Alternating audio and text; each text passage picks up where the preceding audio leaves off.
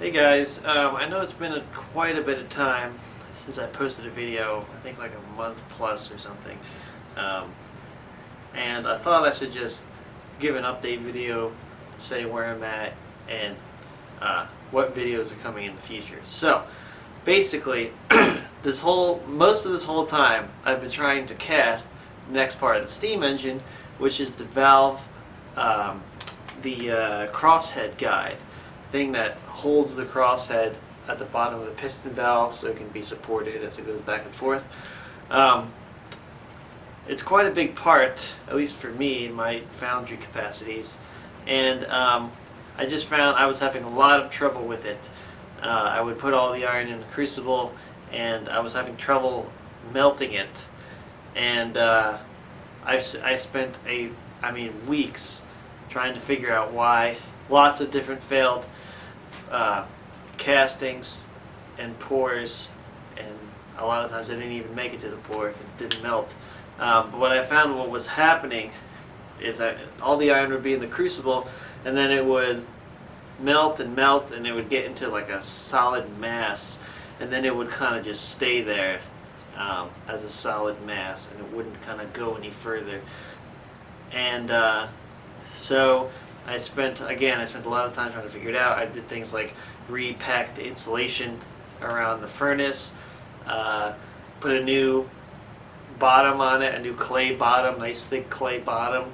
I made a big plinth that goes in the furnace that actually takes up a lot of volume. It's the bottom of the plinth is the diameter of the furnace, and it tapers up. And I did that to take up volume in the furnace so it heats up faster, and so it can hold the crucible up higher towards the top, like really close to the top, since that's the highest point, and that's kind of what you want to do. None of it really seemed to significantly help. It might have helped a little bit, and that was a lot of work. And then finally, I thought to myself, man, the furnace was working great until I tried to cast this big part. Maybe it's just because I have too much iron in at once. So what I did was I put a little bit in and let it melt. That melted completely to liquid. And then I would just put more in and then let that melt. And I kept doing that until I had a crucible that was liquid, and I got it hot enough to where it's like water. It was perfect. So that was my issue, is that I was putting too much, I guess, mass in the crucible, and the rate at which it was taking the heat was not sufficient to melt it, because there was too big of a chunk there. So I did that twice. Both times worked great. It took a while, right? Because it takes a long time to do that, because every time I put a piece in, I gotta wait till it melts completely. That took a while for these two pours, and both pours I didn't melt enough. So now I know everything's working, and I'm gonna melt my next pour. I'm fairly certain it'll be the one, but unfortunately, here in central Pennsylvania, it is getting very cold. I think right now it is in the single digits and or the teens, and that's kind of my cutoff for doing pours. Again, my channel is called Fairweather Foundry for a reason. So I mean, I'll take 30 degrees. That's fine. But as soon as we start getting into the teens, that's kind of where I